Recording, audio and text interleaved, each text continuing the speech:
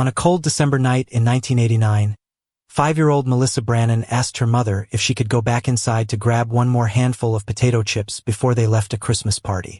Her mother said yes. Melissa walked back through the door into the warmth and laughter of the holiday gathering. She never came back. Within minutes, a window was found cranked wide open to the bitter winter air, and a utility door stood unlocked. For 35 years, nobody has found her. But investigators later identified a suspect, and the evidence would go on to change forensic science forever. Before we dive into today's story, drop a comment letting us know where you're watching from, and make sure to subscribe to Seek Stories for more mysterious disappearance cases. Lorton, Virginia, in December of 1989 was the kind of place where neighbors knew each other, where apartment complexes felt like communities, where people still left their doors unlocked and their children played outside until the streetlights came on. The Woodside Apartments sat in Fairfax County, a sprawling complex of brick buildings and parking lots, home to working families trying to make ends meet in the expensive Washington, D.C. metropolitan area. Tammy Brannen was one of those single mothers doing everything she could to give her daughter a good life. At 25 years old, she worked hard to support 5-year-old Melissa, the light of her life, the reason she got up every morning. Melissa had been born on April 13, 1984, and from the moment she arrived, she had been Tammy's whole world. Melissa was small for her age. At 5 years old, she stood just 3 feet tall and weighed 38 pounds. She had light brown hair that fell around her face in soft waves, and striking blue eyes that seemed to take everything in. There was a distinctive burn scar on her right forearm, a permanent mark from an accident when she was younger. But what people remembered most about Melissa wasn't her physical appearance. It was her personality. She was shy, the kind of child who clung to her mother's side at parties, who took time to warm up to new people, who preferred the safety of familiar faces. She wasn't the kid running around causing chaos at gatherings. She was the one sitting quietly on her mother's lap, watching the world around her with those observant blue eyes, taking it all in before deciding if she felt comfortable enough to venture out.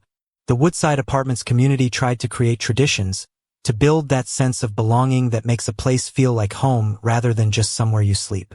Every year, they held a Christmas party in the apartment clubhouse, a chance for residents to gather, to celebrate the season, to let their kids run around and burn off energy while the adults caught up over punch and cookies. December 3rd, 1989, was a Sunday. The Christmas party was scheduled for that evening, and Tammy had decided to take Melissa. It would be good for both of them. A chance to get out of their apartment, to socialize, to feel part of something bigger than their small family of 2. The holiday season could be lonely for single parents, and Tammy wanted Melissa to have happy memories of Christmas. That afternoon, Tammy helped Melissa get dressed for the party. She picked out a special outfit, the kind of thing a 5-year-old would be excited to wear. A navy blue sweater with red and blue plaid sleeves and navy cuffs. On the front was a bright yellow applique of Big Bird from Sesame Street, Melissa's favorite show. The sweater had been purchased from J.C. Penney, part of a Sesame Street collection the store was selling that season. With it, Melissa wore a red and blue plaid cotton skirt that matched the sleeves, red tights to keep her legs warm against the December chill, and black patent leather shoes with gold bows that clicked when she walked. Over everything, a pink hooded jacket to protect against the cold. Melissa looked adorable. Tammy probably took a moment to look at her daughter, all dressed up, and felt that particular kind of parental pride mixed with love that makes your chest feel tight. Her baby girl, growing up so fast, looking so grown up in her party clothes. They walked together across the apartment complex to the clubhouse. The temperature was dropping as evening approached, the kind of cold that makes your breath visible, that stings your cheeks and makes you grateful for warm buildings and hot drinks. Inside the clubhouse, the party was already in full swing. Approximately 100 people had gathered, maybe more. Residents from throughout the complex, adults and children mixing together, in that particular chaos that defines holiday parties. Music played. People talked and laughed. Children ran between legs and under tables, high on sugar and excitement. The room was warm, almost too warm with so many bodies packed inside, the windows beginning to fog from the contrast between the heated interior and the frigid night outside. Melissa did what she always did at gatherings. She stayed close to her mother.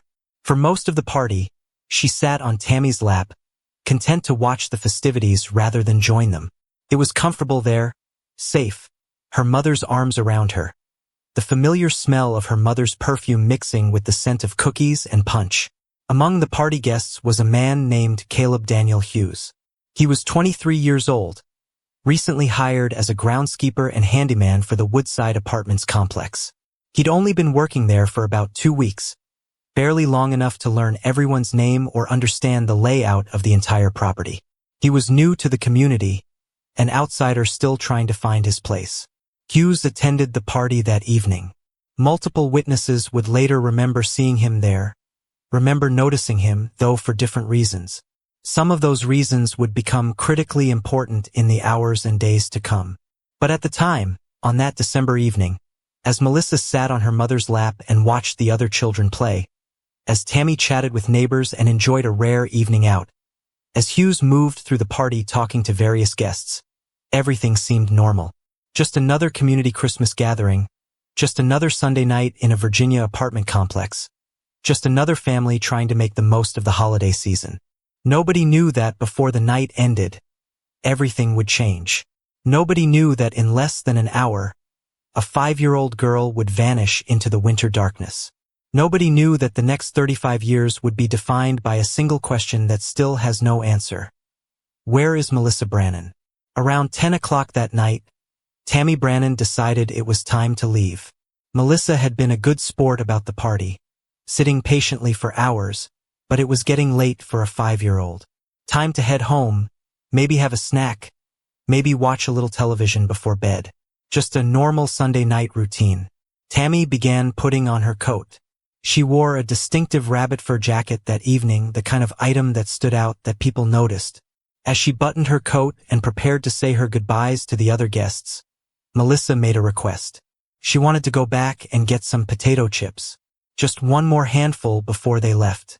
The kind of small thing a child asks for. Something that seems completely harmless, completely normal. Tammy said yes. Why wouldn't she? They were in a community clubhouse filled with neighbors, surrounded by people they knew, people they lived near. Melissa just wanted to walk across the room to grab some chips from the snack table. It would take 30 seconds. Maybe a minute. Tammy could finish putting on her coat, say goodbye to a few more people, and Melissa would be right back. Melissa walked away from her mother, across the crowded room, past the other partygoers, toward the snack table where the potato chips sat in bowls. Her small figure in the big bird sweater and plaid skirt, moving through the crowd of adults and children. Tammy turned back to her coat, started saying goodbyes, making that small talk you make when you're leaving a party, thanking the hosts, wishing people happy holidays. 1 minute passed, then 2, then 3. Tammy looked toward the snack table. Melissa wasn't there. The first flutter of concern. The kind every parent knows, that little spike of worry when you can't immediately see your child in a crowded place.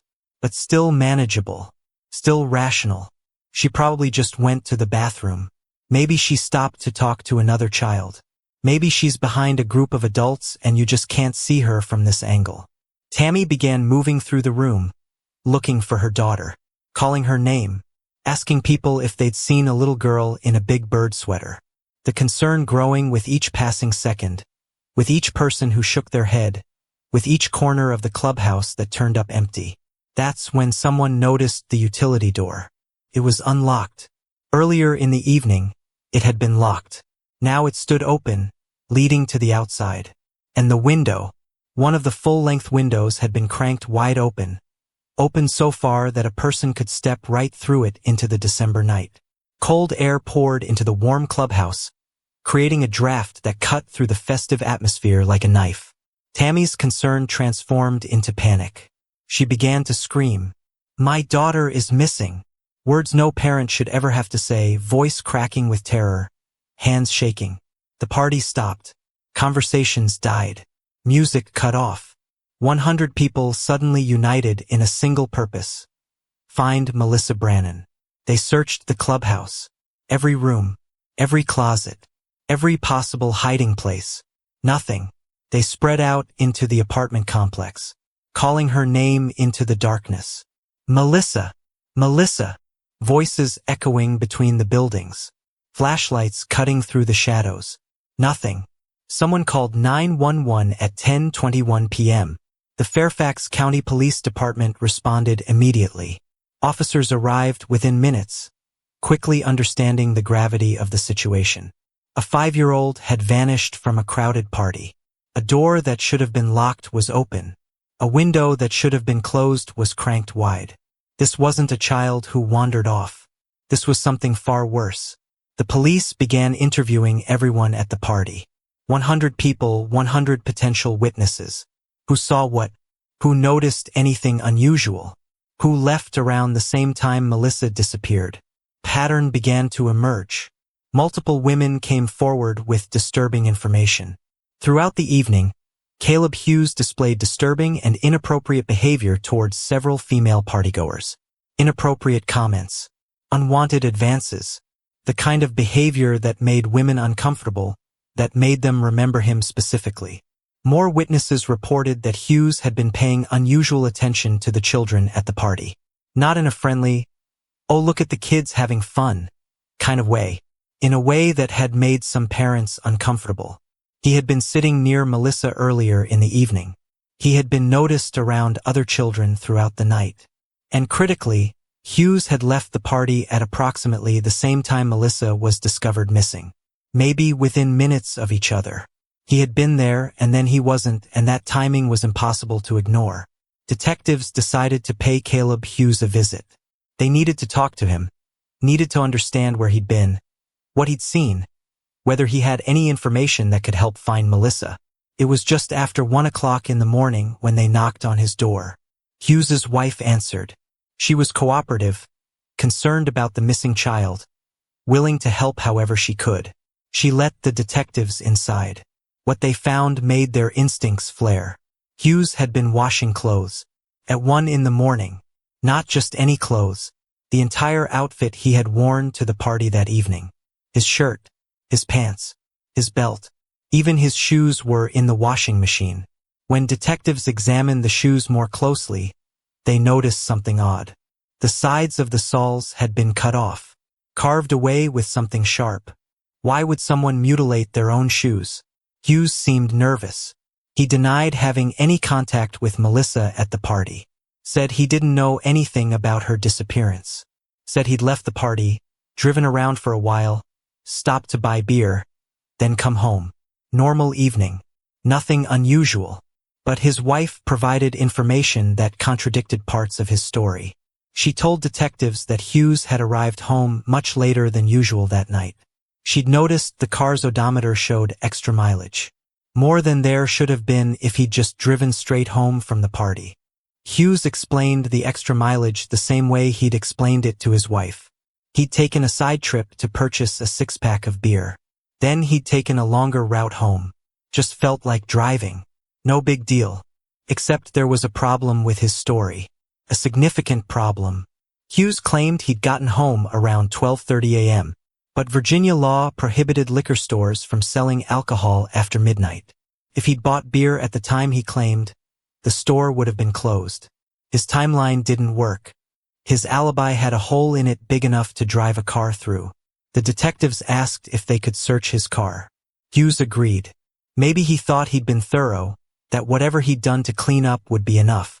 Maybe he underestimated what forensic science could find. The car was a maroon Honda Civic. Detectives carefully examined every inch of it, paying particular attention to the passenger seat. They used special tape to collect trace evidence, running it over the upholstery, the floor mats, every surface where something might have been transferred. They also asked Hughes to submit to a polygraph test. He agreed. Before the test began, sitting in the police station and surrounded by detectives investigating a missing child, Hughes asked a question that immediately stood out to investigators. He asked whether they had found any physical evidence connected to him, then followed it with a question about his legal status. To detectives, this was unusual. In cases like this, most people focus on the missing child, asking whether she had been found or whether there was anything they could do to help. Hughes's questions instead focused on himself, something investigators later noted as part of a broader pattern in the case. During the polygraph examination, the examiner's assessment was clear. Hughes showed deception when answering questions about his role in Melissa's disappearance. He was lying. Something about his story, his timeline, his claims of innocence. Something wasn't adding up. But knowing someone is lying and proving what they're lying about are two different things. The detectives had suspicions. They had circumstantial evidence. They had a timeline that didn't work and behavior that raised red flags. But they didn't have Melissa. They didn't have a body. They didn't have direct physical evidence linking Hughes to the abduction. What they did have was that tape they'd run over Hughes's car. And what that tape collected would eventually make history in forensic science. But first, they had to analyze it. They had to compare what they'd found to what they knew about Melissa's clothing. They had to build a case that could stand up in court. All of that would take time. Weeks. Months. Meanwhile, Melissa Brannen was still missing. Christmas was coming. And a mother was living every parent's worst nightmare. Not knowing where her daughter was. Not knowing if she was safe. Not knowing if she would ever see her again. The search continued. Volunteers combed through the woods surrounding the apartment complex. Police dogs tracked scents. Helicopters scanned from above. Bumper stickers appeared on cars throughout Fairfax County. Bring Melissa Brannen home for Christmas. Local news ran her photo every night. Her face was everywhere, on telephone poles, in shop windows, on television screens. But as December turned to January, as winter deepened and snow began to fall, hope began to fade. The brutal reality set in. Melissa had been gone too long. The temperature on the night she disappeared had been bitterly cold. If she was outside, if she was lost somewhere in the woods, the chances of survival decreased with every passing hour, every passing day. What happened to Melissa Brannen in those minutes after she left her mother's side? Where did she go? Who took her? And most hauntingly, where is she now? The answers to some of those questions would eventually come from an unexpected source. Microscopic fibers invisible to the naked eye, collected from a car seat, analyzed in an FBI laboratory, pieces of evidence so small you could barely see them, but powerful enough to change everything. In January of 1990, the FBI's forensic laboratory in Washington, D.C. received evidence from the Fairfax County Police Department. Bags of tape that had been run across every surface in Caleb Hughes's maroon Honda Civic. Samples of clothing from Tammy Brannen, specifically her rabbit fur jacket. And a challenging assignment. The investigators needed to know if there was any physical evidence linking Melissa Brannen to Hughes's car. The problem was, they didn't have Melissa's actual clothing. She was still missing. Her big bird sweater, her plaid skirt, her red tights. All of it had vanished with her. How do you compare fibers to clothing that doesn't exist? The FBI's hairs and fibers unit went to work. First, they examined what they'd collected from Hughes's car. Under microscopes, they began identifying individual fibers. Hair strands, fabric threads, particles of material so small that hundreds of them together would barely fill a teaspoon. What they found was remarkable. The passenger seat of Hughes's car was like a forensic goldmine, a map of everywhere he'd been and everyone who'd been in that vehicle. But certain fibers stood out as particularly significant. They found rabbit fur. Not just any rabbit fur, but fibers that matched the distinctive characteristics of the fur on Tammy Brannen's jacket. The same jacket she'd been wearing when she put Melissa on her lap at the party. The same jacket Melissa would have been pressed against for hours as she sat with her mother. Now, rabbit fur wasn't uncommon. Lots of people had rabbit fur coats in 1989. Finding 2 rabbit fur fibers in someone's car wouldn't necessarily mean anything. They could have gotten there innocently. Maybe Tammy had bumped against Hughes's car at some point. Maybe they transferred from Melissa's clothing after she'd been sitting on her mother's lap. And then Melissa had somehow been in the car for a completely innocent reason nobody knew about. 2 fibers weren't enough. The FBI needed more. They found more. They found over 50 blue fibers in the passenger seat area. Blue synthetic fibers. Acrylic fibers. The kind used in children's clothing. But without Melissa's actual sweater to compare them to, how could they prove these fibers came from her big bird outfit? This is where the investigation took an innovative turn. The FBI learned that Melissa's sweater had been part of a Sesame Street collection made exclusively by J.C. Penney that season. It wasn't a one-off item or a handmade piece. It was mass-produced, which meant there were other identical sweaters out there. Investigators contacted J.C. Penney. They explained the situation. They needed an identical Big Bird sweater for forensic comparison. The store cooperated fully, providing not just the sweater, but the entire matching outfit. The sweater with its yellow Big Bird applique, the plaid skirt, everything Melissa had been wearing that night. Now the FBI had something to work with. They took the J.C. Penney outfit to their laboratory. Using microscopic analysis, they examined the fibers in the fabric. The composition, the color, the manufacturing characteristics, the way the fibers were woven together. Every microscopic detail that made these particular fibers unique. Then they compared those fibers to the blue fibers collected from Hughes's car. They matched, not just in general color or fiber type.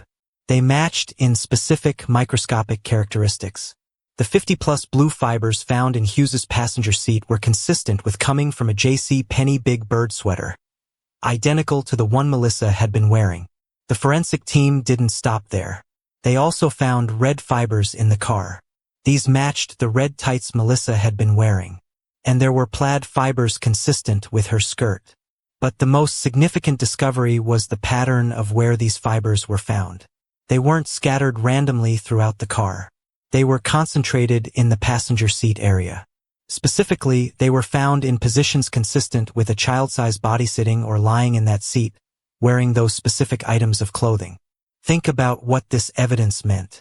Rabbit fur from Tammy's jacket, which Melissa had been pressed against all evening, mixed with fibers from Melissa's Big Bird sweater, her plaid skirt, and her red tights, all found together in Hughes's car. The only way this combination of fibers makes sense is if Melissa, wearing her party outfit after being held by her mother, had been in that vehicle. There was no innocent explanation for this evidence. Hughes claimed he'd never had contact with Melissa at the party. If that were true, how did fibers from her clothing end up in his car? Not just one or two that might have transferred somehow. More than 50 blue fibers alone. That's not accidental transfer. That's direct contact. That's someone wearing that clothing sitting in that vehicle. The fiber evidence solved another puzzle. The mutilated shoes. Investigators believed Hughes had cut the sides off his shoe soles to remove blood evidence. He'd put his entire outfit in the washing machine the moment he got home. He'd been trying to eliminate evidence.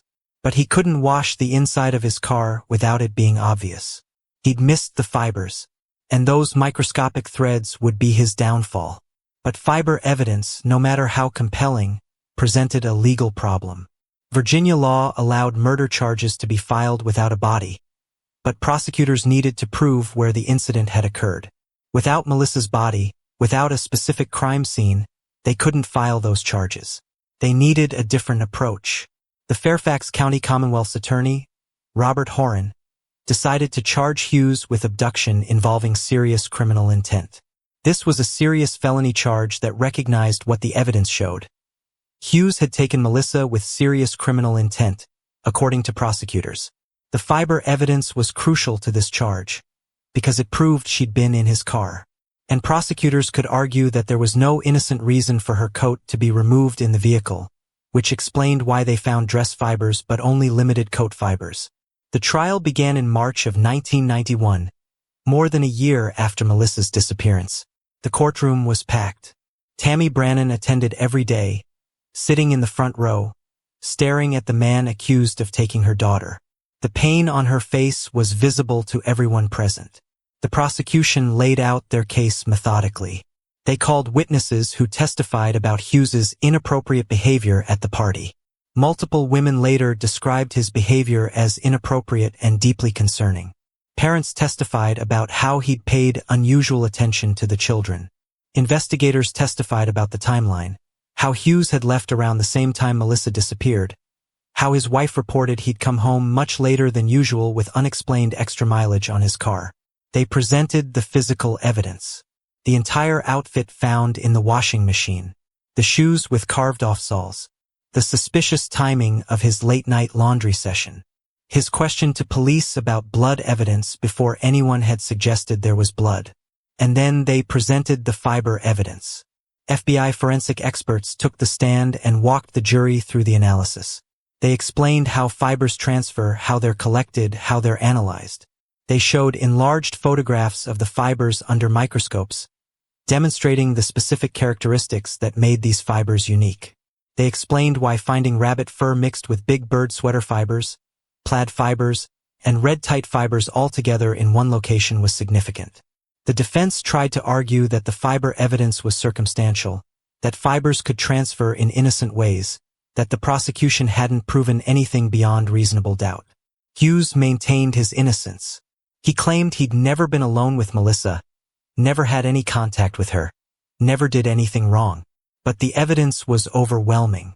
The combination of witness testimony, Hughes's own suspicious behavior and statements, the physical evidence from his apartment, and especially the fiber evidence created a picture that was impossible to ignore. On March 8, 1991, after deliberating for several hours, the jury returned with their verdict. Guilty. Guilty of abduction involving serious criminal intent. The jury recommended a sentence of 50 years in prison. The judge could have reduced this recommendation, but he didn't. 50 years. Caleb Daniel Hughes would spend the next half-century behind bars for what he did to Melissa Brannen. Tammy Brannen heard the verdict and the sentence, but there was no relief on her face. Because convicting Hughes didn't bring Melissa home. It didn't answer the question that tortured her every single day. Where is my daughter? After the conviction, Commonwealth's attorney Robert Horan made an unusual offer. He approached Hughes's attorney and said that if Hughes would reveal where Melissa's body was, he would consider not prosecuting additional charges if she was found deceased. He would work with the family to potentially modify the sentence. All Hughes had to do was tell them where to find her. Hughes's attorney, Peter Greenspun, called the offer outrageous. He maintained that Hughes knew nothing about where Melissa was, that he couldn't help even if he wanted to, that he was innocent and this was all a terrible miscarriage of justice. Hughes went to prison still claiming he had nothing to do with Melissa's disappearance. And Melissa remained missing. The case would have enormous implications for forensic science. The fiber evidence used to convict Hughes represented some of the most detailed forensic fiber analysis ever conducted at that time. It demonstrated how microscopic evidence, properly collected and analyzed, could be powerful enough to secure a conviction even without a body, even without a clear crime scene, even without traditional physical evidence like DNA. In the years following the trial, the case was featured on multiple true crime television shows. The FBI Files dedicated an episode to it, showcasing the forensic techniques used in the investigation. Forensic Files covered it in an episode called Innocence Lost, focusing on how the fiber evidence cracked the case. Universities began using the Melissa Brannen case as an example in forensic science courses, teaching students about proper evidence collection and the significance of trace evidence. But for all the forensic breakthroughs, for all the justice that conviction represented, one fundamental truth remained unchanged. Melissa Brannen was still missing. And as years turned into decades, the likelihood of finding her alive diminished to nothing. The Fairfax County Police continued investigating. They followed up on every tip, every lead, every possible sighting. In 1995, a power company worker found red cloth in a lake. Investigators immediately thought of Melissa's red tights and launched a major search of the lake. They found nothing conclusive. Periodically, Hughes was approached with renewed offers. Tell us where she is. Help her family have closure. Give them a place to properly mourn. Every time he refused. Either he genuinely didn't know, or he was determined to take that secret to his grave. The years passed. 2000, 2010, 2019. Melissa would have been in her 30s now. The little girl in the big bird sweater had become an adult, at least in age progression photos created by the National Center for Missing and Exploited Children. They showed what she might look like if she were still alive. Light brown hair, now longer, maybe styled differently. Those blue eyes matured. The burn scar on her forearm still visible. A woman, not a child. But nobody believed those age progression photos represented reality. Based on the available evidence, Investigators believed they understood what had happened to Melissa. The forensic evidence, the timeline, the cold December night, it all pointed to the same tragic conclusion. Melissa hadn't run away. She hadn't gotten lost. She hadn't been secretly adopted by a family who loved her and gave her a good life. She was gone. She had been missing since that December night in 1989. And then, in August of 2019, something happened that shocked everyone who remembered the case. After serving 29 years of his 50-year sentence, Caleb Daniel Hughes was released from prison. Good behavior credits had reduced his sentence by almost half. The man convicted of abducting Melissa Brannen was free. When news of Hughes's release broke, the Washington, D.C. metropolitan area erupted in outrage. How could the man who took Melissa Brannen be free? How could someone convicted of such a terrible offense be allowed back into society after just 29 years? What about justice for Melissa? What about her mother, who had spent 3 decades living with the loss of her daughter, never knowing where she was, never having a grave to visit, never having closure? Hughes was required to register as a convicted offender. His photo, his address, his restrictions, all of it became part of the public record. He was prohibited from having any contact with anyone under the age of 18. No children, no teenagers, no unsupervised contact with minors of any kind. These were the special instructions attached to his release, conditions he had to follow or risk being sent back to prison. The Fairfax County Police Department issued a public statement upon his release. The Melissa Brannen case remained open. It was still considered an unsolved situation. Detectives were still committed to pursuing all new leads, still examining evidence with emerging technology, still hoping that somehow, someday, they would find her and bring her home. Tammy Brannen, now Tammy Grable after remarrying years earlier, spoke to reporters. The pain in her voice was still raw, still immediate, even 30 years later. She talked about how she missed Melissa every single day, how time hadn't healed anything, how the not knowing was its own special torture. After Melissa's disappearance, Tammy had tried to rebuild her life, though rebuild suggests a completeness that was never really possible. She had gone back to school, earned an MBA, tried to create a future even though part of her remained frozen in that moment when her daughter walked away to get potato chips. She had remarried to a widower named Leon Graybill who had 4 children of his own. She became a stepmother, helped raise those children, found purpose in caring for them. But she never let go of Melissa. She kept her maiden name, Brannen, listed in phone directories, in public records, anywhere Melissa might look if she were still alive and trying to find her mother. It was a small thing, a gesture that probably wasn't necessary because everyone involved understood Melissa wasn't alive to make phone calls. But Tammy couldn't stop hoping, couldn't stop imagining that maybe, somehow, her daughter had survived, had been taken somewhere, had grown up not knowing who she really was, and would someday try to come home. The National Center for Missing and Exploited Children, which had been in its infancy when Melissa disappeared, continued to keep her case active. They maintained her file, updated her age progression photos, shared her story with new generations who hadn't been alive in 1989. The organization had helped recover more than 300,000 missing children in the 30 years since Melissa vanished, but they hadn't forgotten the cases that remained unsolved. Robert Lowery, who headed NCMEC's Missing Children Division, spoke at a private memorial service for Melissa on the 20th anniversary of her disappearance. He acknowledged the family's pain and the community's frustration. He expressed concern that someone who had committed such an offense was now living free among children again. Justice, he said, has not fully been served in this child's case. Those words echoed what many people felt. Yes, Hughes had been convicted. Yes, he'd served time. But without finding Melissa, without giving her family closure, without revealing what he'd done with her, the case felt incomplete. Justice delayed is justice denied. And in this case, justice had been delayed for 3 decades and counting. Hughes moved to Rocky Mount, Virginia, after his release. Hundreds of miles away from Lorton, from the scene of his offense, from the community that remembered Melissa Brannen. He tried to build a new life. He got a job.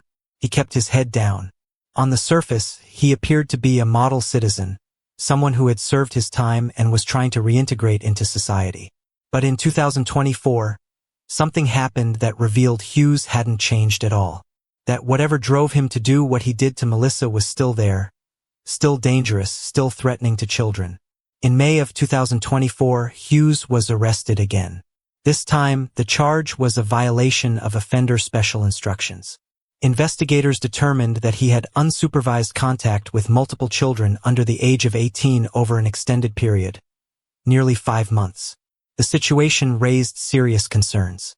Despite clear restrictions, Hughes had obtained a role that allowed him regular, unsupervised access to young children. This was the same individual whose release had long been considered controversial due to public safety concerns following his earlier conviction. Over time, he had repeated unsupervised contact with young children. He gave them gifts and spent time gaining their trust. In doing so, he violated clear conditions that had been placed on him. The parents involved were unaware of his background until a coworker discovered his status on the registry and raised the alarm. When Tammy learned about this violation, she was devastated all over again. "I don't know the extent of what may have happened to those children," she told reporters. "But those children, at a minimum, were placed in danger, and it was just extremely upsetting to me that he would be given that opportunity to do that again to another child." The Virginia Department of Corrections moved swiftly. Hughes was arrested and sent back to prison. But he wasn't charged with any new offenses against the children he'd been babysitting. The violation was technical. He had broken the rules of his release by having contact with minors. The investigation into whether he had harmed those children remained unclear to the public. Hughes was given a new release date, 2039. He would be in his 70s by then, finally serving close to the full 50-year sentence he'd originally received. But even this felt inadequate to those who remembered Melissa, who understood what he'd done, who recognized that the only reason he wasn't serving life in prison was because investigators had never found her body. The case demonstrated something troubling about the criminal justice system. No matter how compelling the evidence, no matter how certain everyone involved was about what had happened, without a body, without that final piece of proof, the charges that could be filed were limited. Hughes had been convicted of abduction, not the worse offense that everyone believed he'd committed. And because of that distinction, he'd been eligible for release after serving just over half his sentence. The Fairfax County Police continued to work the case. New detectives inherited the file from retired investigators, each one reading through decades of reports, each one hoping they might be the one to finally find Melissa, to finally give her family that closure. As of 2025, Melissa Brannen has been missing for 35 years. She would be 40 years old now. The 5-year-old in the big bird sweater would be a grown woman, perhaps with children of her own, perhaps celebrating her 40th birthday with friends and family. But nobody believes that's the reality. The forensic evidence, the timeline, everything investigators learned in the aftermath of her disappearance points to a different truth. Melissa never had the chance to live the life she should have had. She didn't get to go to kindergarten the following year, didn't get to learn to read, didn't get to celebrate her 6th birthday. Her life was stolen from her on a December night, and for reasons that only Caleb Hughes knows, he has never revealed where she is. For Tammy, the years have been defined by absence. Melissa's empty chair at every holiday table. The bedroom that stayed the same for years, waiting for a child who would never return. The birthdays marked by grief instead of celebration. The Mother's Days that carried a particular sting, a reminder of the child she could no longer hold. But Tammy has tried to find meaning in the tragedy. She has advocated for missing children's causes. She has spoken at events, sharing Melissa's story, keeping her daughter's memory alive, hoping that by telling what happened, she might help prevent it from happening to another child. The forensic legacy of Melissa's case continues to influence investigations today. The fiber analysis techniques that were groundbreaking in 1991 are now standard procedure. Detectives are trained to look for trace evidence, to collect it properly, to understand its significance. The case is still taught in forensic science programs as an example of how microscopic evidence can solve cases that seem unsolvable. The National Center for Missing and Exploited Children has helped recover hundreds of thousands of children since Melissa disappeared. The organization's success stories are remarkable, but they also highlight the painful reality of the cases that remain unsolved. For every child who comes home, there are others still missing, still waiting to be found, still leaving families in that terrible limbo between hope and grief. The question that haunts everyone who knows this case is simple. Where is Melissa Brannen? Somewhere in Virginia or perhaps beyond, there is a place that holds the answer. A location that Caleb Hughes visited on that December night after he left the Christmas party. Somewhere he disposed of evidence. Somewhere he thought nobody would ever look. Somewhere that has kept its secret for 35 years. Investigators have their theories. Based on the extra mileage on Hughes's car that night, they know he drove somewhere. Based on the timeline, they can estimate how far he might have gone. They've searched forests, lakes, abandoned properties. They've followed up on every tip, every report of bones found, every possible lead. But Virginia is a large state with vast stretches of wilderness, and without more specific information, finding one small body after 35 years is nearly impossible. The hope is that someday something will break. Maybe construction workers will uncover something unexpected. Maybe Hughes will have a change of heart as he grows older, facing his own mortality, and decide to finally reveal what he knows. Maybe new forensic technology will re-examine old evidence and find something that was missed. Maybe, somehow, Melissa will be found, and Tammy will finally have a place to bring flowers, a place to say goodbye properly, a place where her daughter can rest in peace with her name on a headstone. Until then, Melissa Brannen remains one of thousands of missing children in America. A 5-year-old who went to grab potato chips and never came back. A daughter who was stolen from her mother in the time it takes to put on a coat. A childhood stolen by someone who should have been trustworthy. Someone from within her own community, who used the chaos of that Christmas party to leave a family forever changed. Remember Melissa, a little girl in a big bird sweater with light brown hair and observant blue eyes. A shy child who loved her mother. A daughter who deserved to grow up. Say her name. Keep her memory alive. And if you know anything at all, about what happened that December night in 1989, please come forward. Melissa's family deserves closure. Melissa deserves justice. And somewhere, she deserves to finally be found and brought home. If you have any information about Melissa Brannen's disappearance, please contact the Fairfax County Police Department. Even after 35 years, investigators are still following leads, still hoping for that one piece of information that will finally solve this case. Thank you for watching. If you found this story meaningful, please subscribe to Seek Stories and share this video. Every share helps keep Melissa's memory alive and increases the chance that someone with information will come forward. Drop a comment below sharing your thoughts, and let us know what other cases you'd like us to cover. Remember Melissa Brannen. Say her name.